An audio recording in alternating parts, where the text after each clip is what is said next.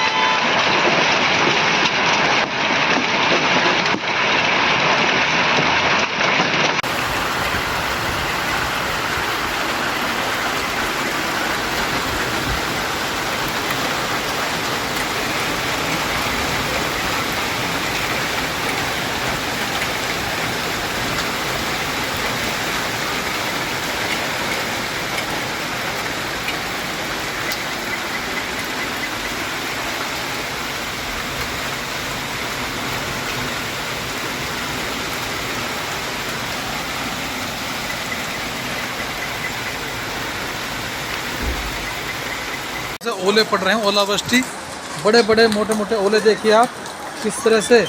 ये बारिश के साथ ओले ये निश्चित रूप से फसल को तो नुकसान पहुंचाएंगे ही। अभी सरसों की फसल है और बहुत मोटे मोटे हैं, इससे तो सर भी फट सकता है। एक तरह से बड़े बड़े ये देखिए बर्फ़ की बड़े बड़े टुकड़े गिर रहे हैं और ये बड़ा ख़तरनाक है क्योंकि ये सड़क पर चलना भी इसमें, और ये पूरी तेज़ हवाओं के साथ जो ये ओले हैं, ओलावृष्टि है, ये निश्चित रूप से फसल के लिए तो बहुत हानिकारक है और किसानों को बहुत इसका नुकसान होगा ऐसा लगता है। ये देखिए आप किस तरह से ओले पड़ रहे हैं।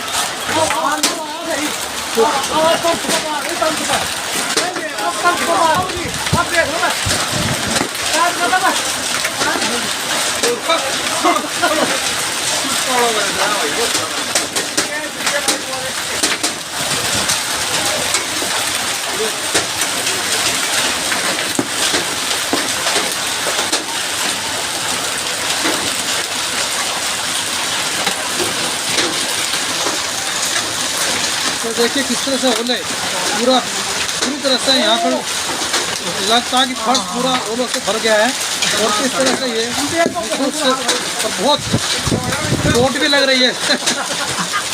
बहुत भयंकर ओलावृष्टि हुई है और ये तो किसानों के लिए तो ये बर्बादी का कारण बन सकता है।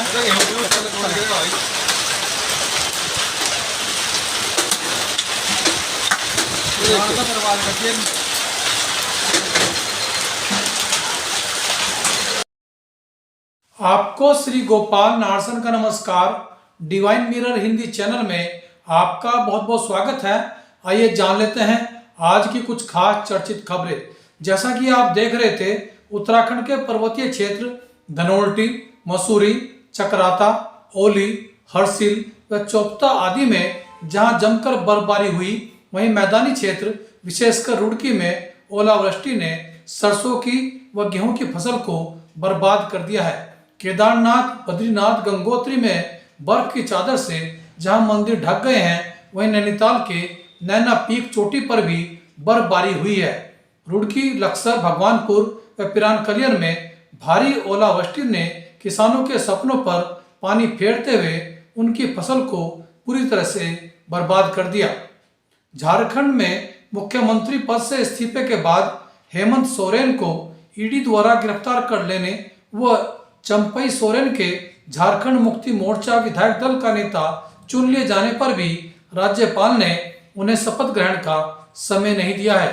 इसके साथ ही उनके विधायकों की खरीद फरोख्त की चर्चाएं भी तेज हो गई हैं। सुरक्षा के लिहाज से विधायकों को हैदराबाद शिफ्ट किया जा रहा है। चंडीगढ़ मेयर चुनाव में हुई आम आदमी पार्टी प्रत्याशी कुलदीप ढलोर की हार गले नहीं उतर रही है। इस चुनाव को खारिज कराने के लिए आम आदमी पार्टी प्रत्याशी ने पहले हाईकोर्ट में और फिर वहां से राहत न मिलने पर सुप्रीम कोर्ट में गुहार लगाई है। उन्होंने मतदान प्रक्रिया में बेईमानी होने का आरोप लगाया है।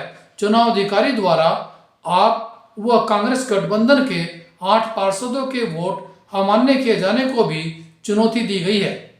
40 यात्रियों को लेकर कन्नौज से हरदोई जा रही रोडवेज की बस के ड्राइवर को अचानक हार्ट अटैक होने से भयंकर हादसा होते होते तो बच गया, लेकिन ड्राइवर की हार्ट अटैक से मृत्यु हो गई।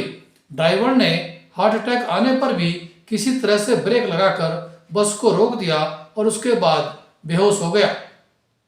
हरिद्वार जिले में अपात्र लोगों द्वारा उज्ज्वला योजना के तहत मुफ्त गैस कनेक्शन व सिलेंडर लेने के साथ ही सब्सिडी प्राप्त करने का फर्जीवाड़ा सामने आया है। जिले में ऐसे 1.25 लाख गैस कनेक्शन हैं जिसकी जांच की जा रही है।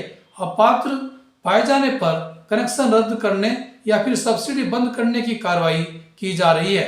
समूचे उत्तराखंड में उज्ज्वला योजना के तहत 4.5 लाख गैस कनेक्शन हैं जिन्हें प्रति सिलेंडर 300 रुपये की सब्सिडी मिल रही है। 12वीं फेल फिल्म से प्रभावित होकर चलने फिरने में असमर्थ शीतल ने 19,000 फीट की ऊंचाई पर माउंट आबू की यूटी कांगड़ी चोटी पर पहुंचकर एक इतिहास रच दिया। हालांकि इस पर्वतारोहण में उसे बाएं पैर के घुटने में गंभीर चोट भी लगी है। उत्तराखंड सरकार ने नकली दवाओं से उपभोक्ताओं को बचाने के लिए 300 प्रमुख बीमारियों की दवाओं के लिए बारकोड अनिवार्य कर दिया है। अब बिना बारकोड के मेडिकल स्टोर पर कोई दवाई नहीं बिक सकेगी। नई दिल्ली में राष्ट्रपति भवन का अमृत उद्यान 2 फरवरी से आम लोगों के लिए खोला जा रहा है, जिसका उद्घाटन आज स्वयं राष्ट्रपति द्रौपदी मुर्मू ने किया। इस उद्यान में दुर्लभ प्रजाति के पुष्प सहज ही मन मोह लेते हैं। और अंत में देखिए आज का एक प्रेरक वीडियो इस बुलेटिन के बाद। एक राजा ने एक दिन बड़ी ही अजीब इच्छा जाहिर की कि मेरे दरबार में एक से बढ़कर एक अक्लमंद है, एक मूर्ख भी होना चाहिए जिसकी बातों को सुनकर सबका मनोरंजन हो। राजा ने राज्य में प्रतियोगिता रखी। एक मूर्ख मिल भी गया। बहुत ही खास किस्म का ताज उस मूर्ख को पहनाया गया।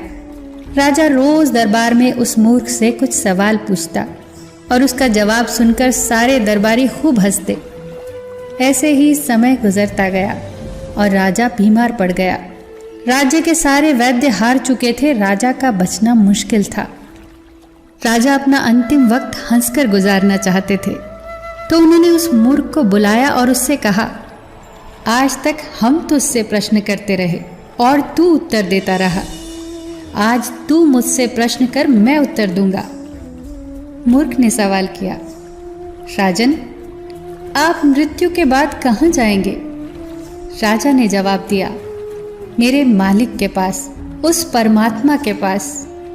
मूर्ख ने अगला सवाल किया, राजन, वहाँ आप कितने दिन रहेंगे? राजा ने कहा, हमेशा हमेशा के लिए। मूर्ख ने फिर कहा, फिर तो आपने वहाँ के लिए बहुत ही बेहतरीन इंतजाम किए होंगे जिससे आपको कभी तकलीफ ना हो। राजा ये सवाल सुनकर सोच में पड़ गया। वो कुछ भी कह ना पाया। अब उस मूर्ख ने अपना ताज उतारकर राजा के सर पर रखते हुए कहा, मुझे माफ करना राजन, पर इस ताज के असली हकदार मुझसे ज्यादा आप हैं। जहाँ रहना ही नहीं है वहाँ इतना बड़ा राज्य, और जहाँ हमेशा के लिए रहना है वहाँ के लिए कुछ भी नहीं। कड़वा तो बहुत है पर यही सच है।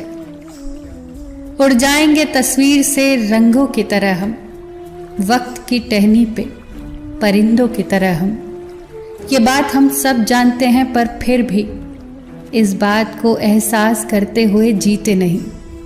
तभी तो कहते हैं कितना अजीब स्वभाव है इंसान का।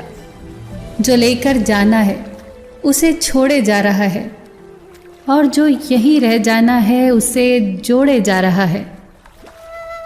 फिर मिलेंगे दोस्तों ऐसी ही अगली छोटी सी कहानी के साथ। तब तक के लिए अपना ख्याल रखना और